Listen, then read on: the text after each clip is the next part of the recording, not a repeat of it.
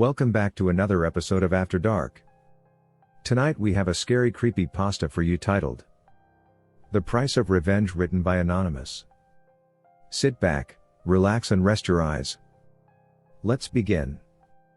My story starts out like the typical schlock that Hollywood pumps out every month. A man has everything, and in one dreadful instant, he's lost it all. Now with nothing left to lose, the man sets out to avenge all that he's lost and to regain his manhood. This man is stoic, brave, cunning, and intelligent, and through violence, dominance, and faux heroism, he shows the audience that he's still worthy of being called a man, know that he is still worthy as a human.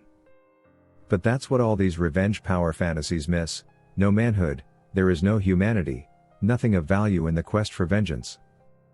The man in this story was named Luke, and it began 8 years ago. I had spent the day taking my family out to the beach. As soon as the sun started setting, we began to pack up. I'll never forget the auburn rays of light in the shimmering sea. My daughter Natalie was 4 years old at the time and had just become fascinated by stars. Being so young, she didn't quite understand what they were. As we were leaving, she pointed at the water and asked if the little twinkling lights were stars. My wife Lydia and I found her curiosity amusing, a sign that she was going to be a bright child. As I started the car, I placed a gentle hand on the little bump forming in my wife's stomach. She placed hers over mine, and I knew at that moment that I was truly content. It happened in a split second, a single point in time seared into my being for the rest of my life. One moment I was driving down the highway, taking the time to adjust the radio, and the next, my chest is screaming in pain as an immense pressure forces me into my seat. Then the weightlessness of space comes over me, and the last thing I see before it all fades to black is little shards of glass floating across my field of vision. I have the strange thought of how the headlights reflecting off them make them look like little twinkling stars. I awoke several hours later in a hospital bed. The white rooms and beeping machines instantly made my heart sink. I tried to get up only to see that my left leg was in a cast. My questions about my wife and child were ignored the first few times until a doctor very calmly confirmed my worst fears: there were only 2 survivors. Me and the culprit, my antagonist, the subject of vengeance, a man named Henry Colston. Henry was a Wall Street big shot, ran a very successful investment firm, and had a wealth vast enough to gain him an abundance of luxuries unimaginable to a man of my class. One of those luxuries was abusing the justice system. He was found guilty for manslaughter, but it didn't mean anything. All he got was a suspended jail sentence and a few years probation, while I had lost everything at the age of 32. Goes to show what a good lawyer can do, and for a man like Henry, it only cost him the equivalent of a few dollars. The thing that hurt most, the thing that cemented my need to tear down this man and make him pay for all he had done, was when he testified and shifted the blame onto me. Even if the majority of the court didn't side with him, I knew that a few would, and that burned.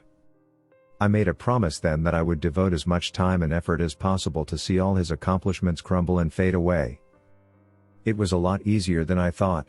A few years, a name change, dyed hair, and a beard was all it took to be hired as part of his landscaping crew. I spent the next 2 years scouting his vast estate.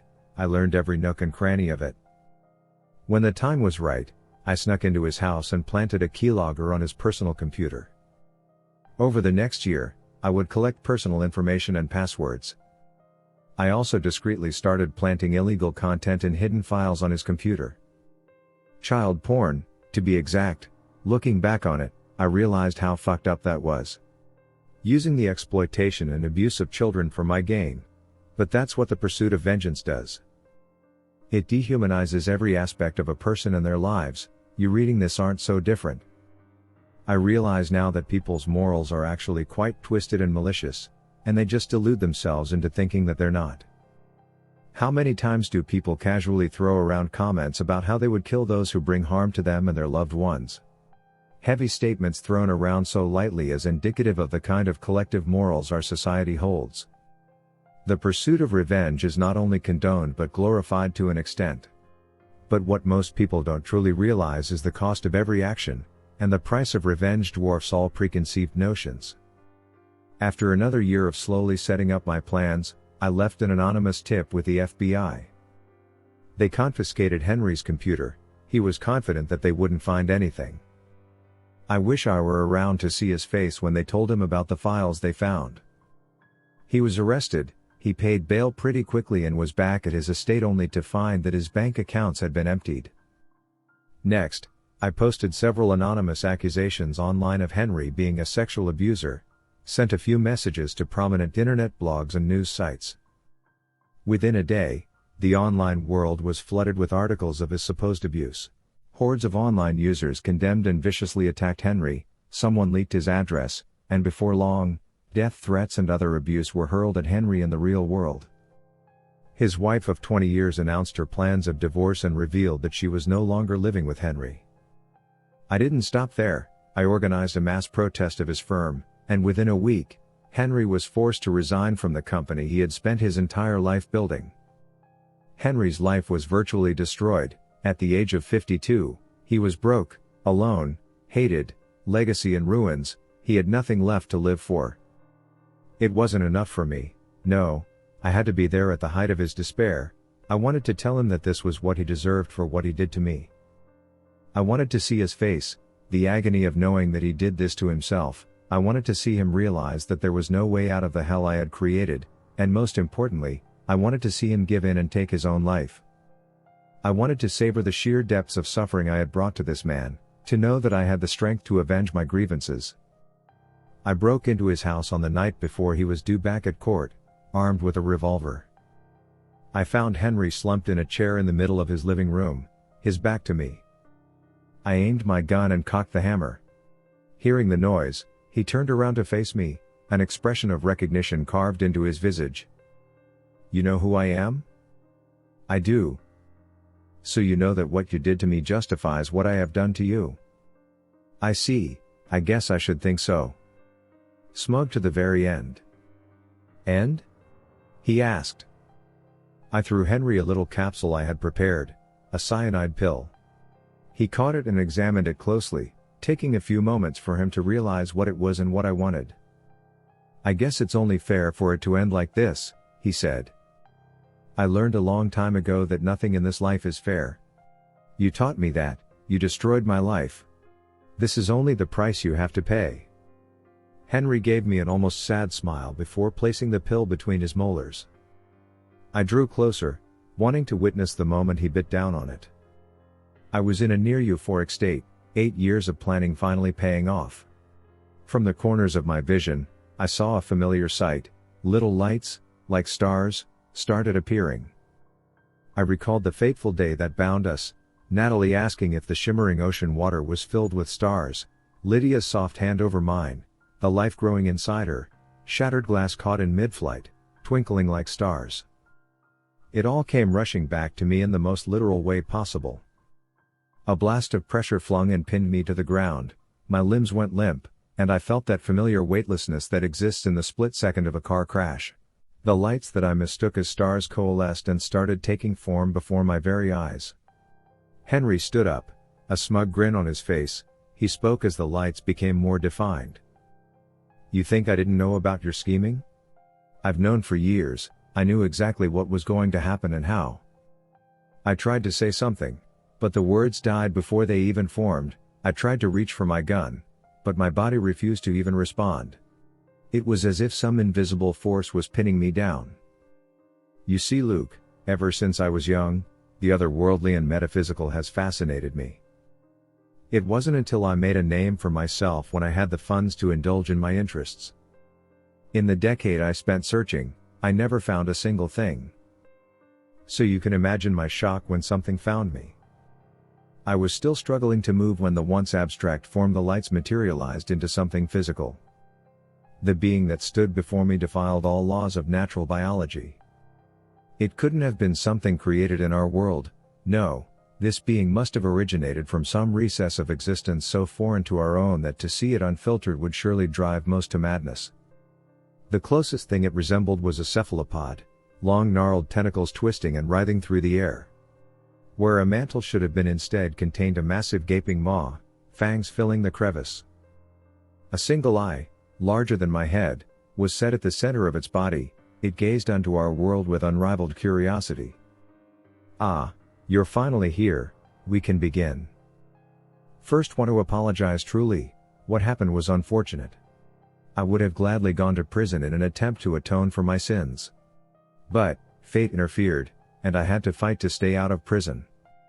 See, shortly after our accident, I came into contact with the being you see before you. It offered me a chance to leave this world for another. It promised to show me planes of existence unknown to man. It showed me the future that awaited me, so we planned. We knew exactly what would occur tonight 8 years ago, and it's exactly what we wanted. The otherworldly being focused its gaze on me, and I felt myself being lifted off the ground. I was levitating now and was able to look around, but my body was still unresponsive. You see, in order for us to open a gateway into the upper recesses of the astral planes, a sacrifice must be made. However, it can't be just any sacrifice. The person most intimate with you has to be sacrificed. My wife and I had been drifting apart for years, she wouldn't fit the criteria. However, you devoted almost a decade to me, in a way, we're closer than lovers. You know me better than my own parents, so it'll have to be you, Luke, there is no other way. I wanted to scream, but still, no sound would escape my lips. I saw a limp body move into view. It was lifted and suspended in midair by forces beyond my comprehension, forces surely belonging to the entity. I tried to make out whose body it was. I thought for a moment that maybe Henry had lured someone else into here. It was the clothes that gave it away. I recognized the black sweater it wore as my own. Silent screams flooded my every thought. Somehow, my consciousness had been separated from my body. Fortunately for you, we only need your physical body. See, the physical can't travel into the outer realms, but the mind can. It's said that some extraordinarily gifted people can project segments of their consciousness into the astral planes, but for ordinary people like me, this is the only way. I hope that you can forgive me for this one final cruelty. I saw Henry's body fall limp, and he collapsed onto the floor. Streams of light flowed from his body and convened into a singular brilliant orb. The orb moved through the air and settled next to the entity. My body was lifted higher into the air before its limbs contorted and snapped back. The sounds of breaking bones reverberated throughout the room. I was left powerless and could only watch as my body collapsed into itself. Ribs and spinal segments punctured the skin, blood and entrails pooled and were forced back into the fleshy mass my body was compressed into. Inexplicable despair filled my being as I watched my body being crushed and forced into a singular tiny point suspended in midair. It shrunk to the size of a needle's head before it blinked out of existence. A rift immediately replaced the singularity beyond its threshold, a swirling tempest of colors so brilliant and vivid to call them anything but beautiful would be dishonest. Further still, I could see a realm of celestial bodies. I thought I saw them form the image of a massive cosmic eye. Thank you for your sacrifice, tonight wouldn't have been possible without you. I saw the orb of light, Henry's consciousness enter the rift and ascended into the worlds that lay beyond. The being that had performed this strange ritual gave me one final glare and spoke a single word. Curious. It then turned and entered the rift, the portal closing as soon as it crossed. The distinct sensation of falling came over me as I felt myself being lowered. The last thing I saw before fading into unconsciousness was Henry's lifeless body. I awoke the next day with a start, momentarily believing my encounter to have been a wild hallucination. When I tried to get up, I knew something was wrong. My body felt off as if it was foreign to me. I got up and ran to the nearest mirror. I fell into hysterics upon seeing the face of Henry staring back at me. All that had happened, all that I had suffered only to be left with this. I trashed the place. I screamed, cried, and found the cyanide pill on the floor. I hold it now in between my teeth, unsure if I have the strength to bite down. I promised myself that I would write down my tale, let the world know what had happened, even if no one would believe it. All that time spent planning and scheming meant nothing now. My convictions are shattered, my will is broken, it's as if my very being has been violated. Maybe if I had spent the time seeking closure instead of vengeance. What did I even expect to happen after I achieved my revenge? I would still be the same broken man, now with nothing to live for. I had never planned to move on, never planned for peace of mind. I was so caught up in my quest for vindication that I lost sight of any real end. Maybe the cost of vengeance is that there is no end, nothing that brings you to an end that you desire. As I roll the cyanide pill between my molars, I like to think that the cost has finally been paid. Thank you for tuning in to another episode of After Dark. If you enjoyed this creepypasta, please tap that subscribe button below. It helps our channel to grow and allows us to continue making new content. Thank you.